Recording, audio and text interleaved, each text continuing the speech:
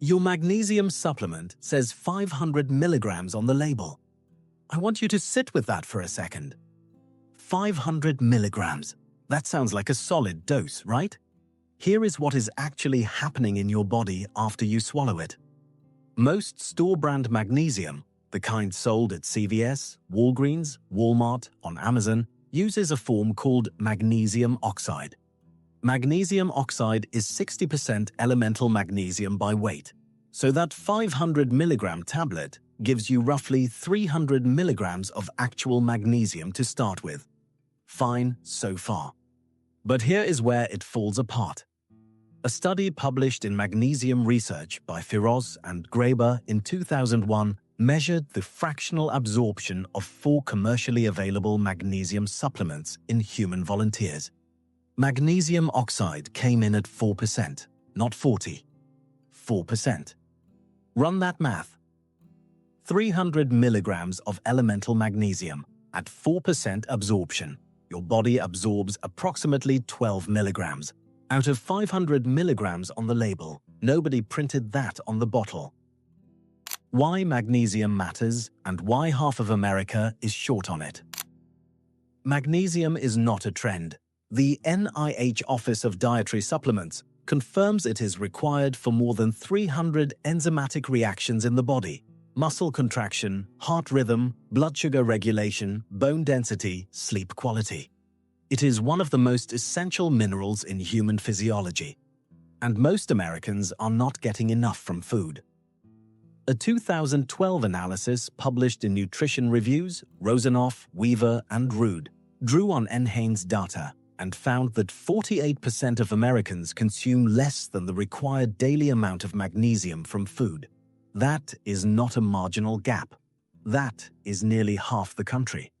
Seniors take magnesium for real reasons: leg cramps at night, trouble sleeping, heart palpitations, fatigue. These are legitimate symptoms that can reflect low magnesium, and they become more common after 60. So they go to the pharmacy. They see a bottle that says 500 milligrams for $8. They buy it. The supplement industry is aware that magnesium oxide has poor bioavailability. This is not a hidden finding. It has been documented in the scientific literature for decades. They use it anyway because it produces the largest milligram number on the label at the lowest cost. The label is doing marketing. It is not doing nutrition. Reading the supplement facts panel. Flip your magnesium bottle over. Find the supplement facts box. Look at the line that says magnesium. Right next to it, usually in parentheses, sometimes below in smaller text, is the form. That word is the information that matters. Here is what you might find. Magnesium as magnesium oxide, the cheapest form. 60% elemental content by weight, but approximately 4% fractional absorption confirmed in human studies. Magnesium oxide is virtually insoluble in water, and a 1990 University of Texas study by Lindbergh and colleagues, published in the Journal of the American College of Nutrition, found it was only partially soluble even under peak stomach acid conditions. It is used in medicine as a laxative and antacid. For nutritional correction, it is a poor choice. Magnesium as magnesium citrate, an organic form with significantly better solubility than oxide. The same Lindbergh study confirmed citrate was substantially more soluble and more bioavailable than oxide at every stomach acid level tested. It contains less elemental magnesium per unit weight, but far more of that magnesium gets absorbed. Mild laxative effect at higher doses, a legitimate middle option for most adults. Magnesium as magnesium glycinate or magnesium bias-glycinate, magnesium bound to the amino acid glycine. What makes this form different for seniors specifically is its absorption mechanism. It does not depend on stomach acid. It uses the dipeptide transport system in the intestinal wall.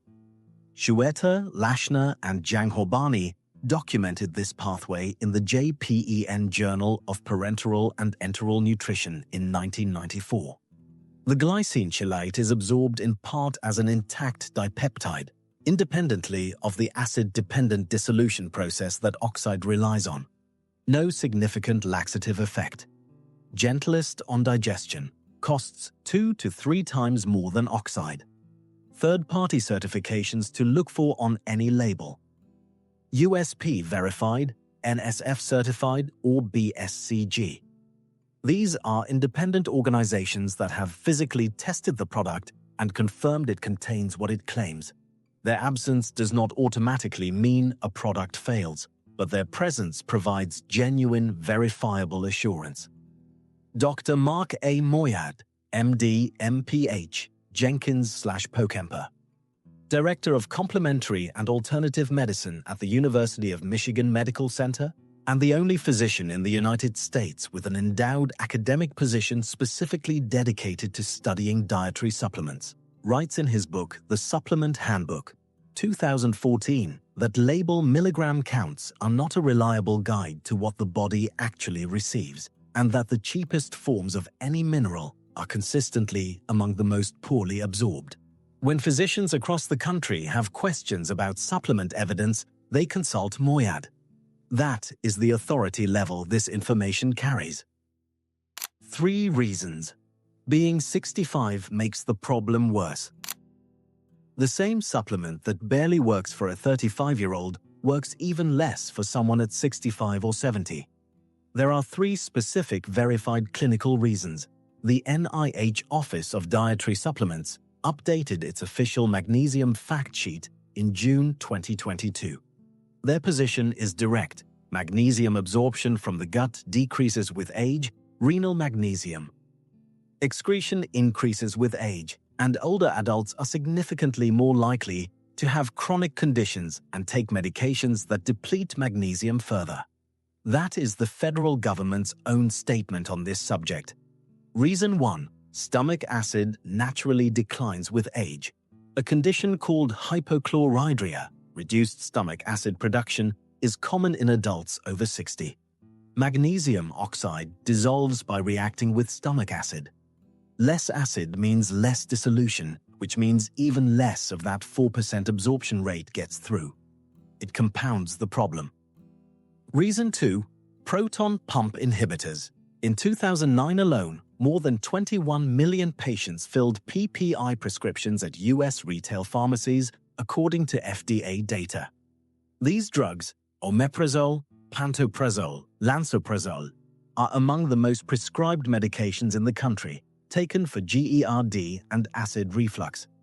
On March 2, 2011, the FDA issued an official drug safety communication stating that long-term PPI use is associated with low serum magnesium levels. The mechanism is direct. PP is suppress stomach acid. That is the same acid magnesium oxide requires for dissolution and absorption.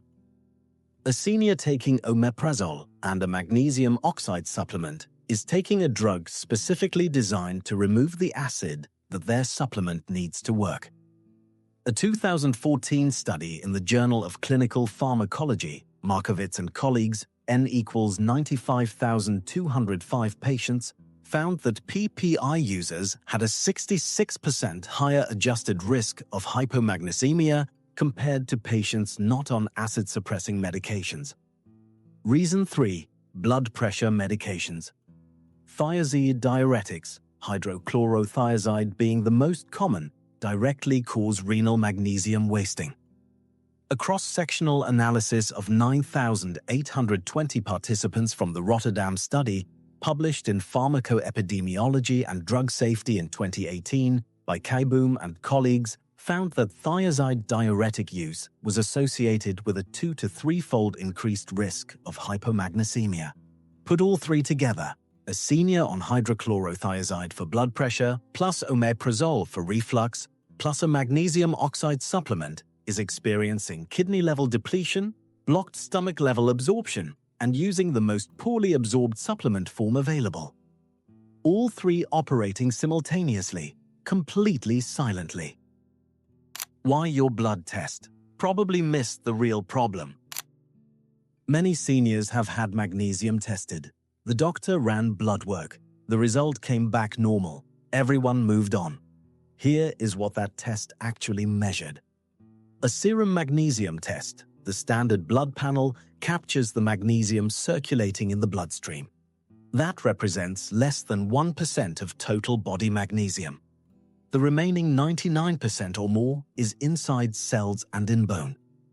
DiNicolantonio, O'Keefe, and Wilson wrote in Open Heart in 2018 that serum magnesium is a poor reflection of total body magnesium status, and that because deficiency is undetectable through this test, the true prevalence of deficiency in the population is almost certainly higher than current data suggest.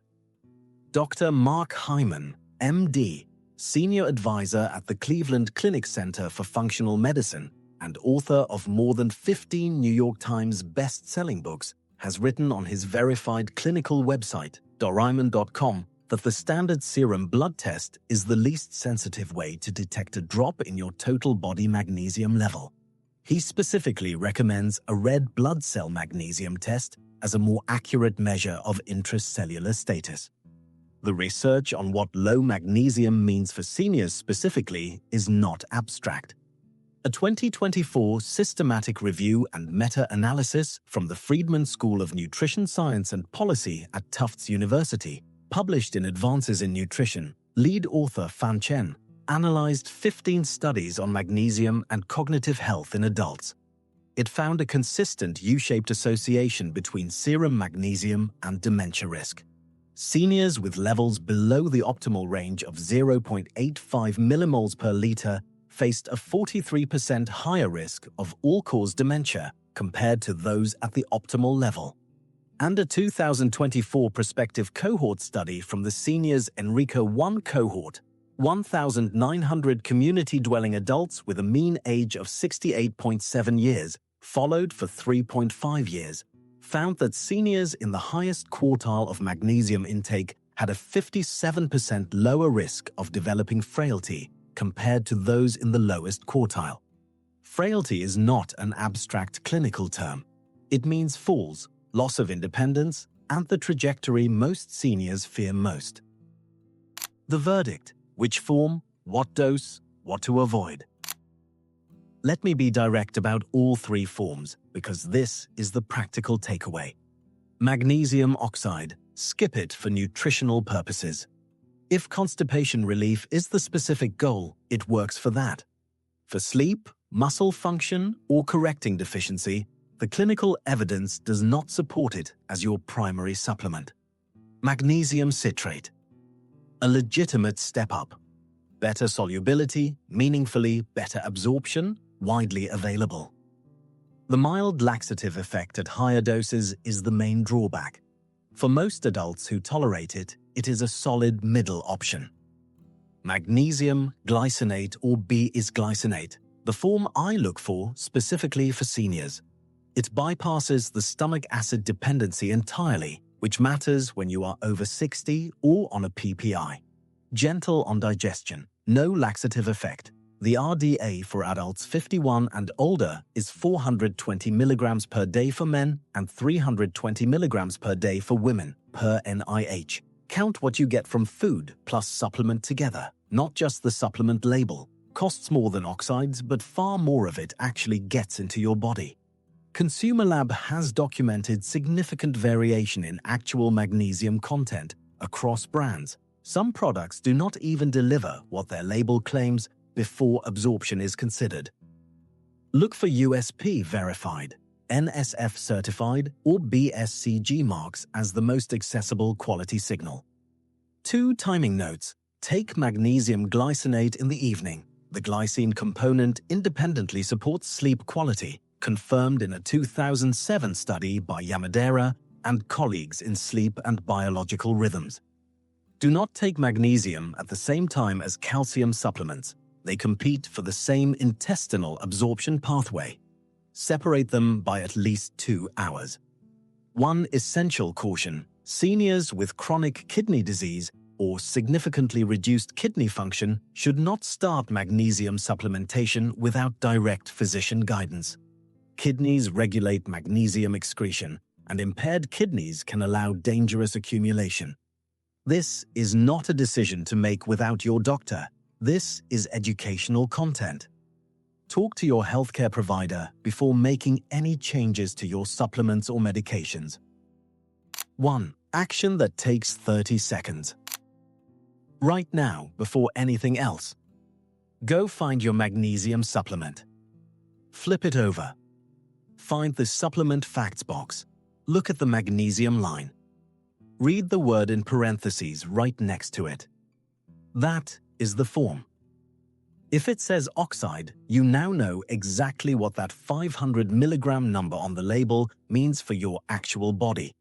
If it says glycinate, bisglycinate, or citrate, you are in meaningfully better shape. That one label check, 30 seconds, tells you more than most doctor visits will.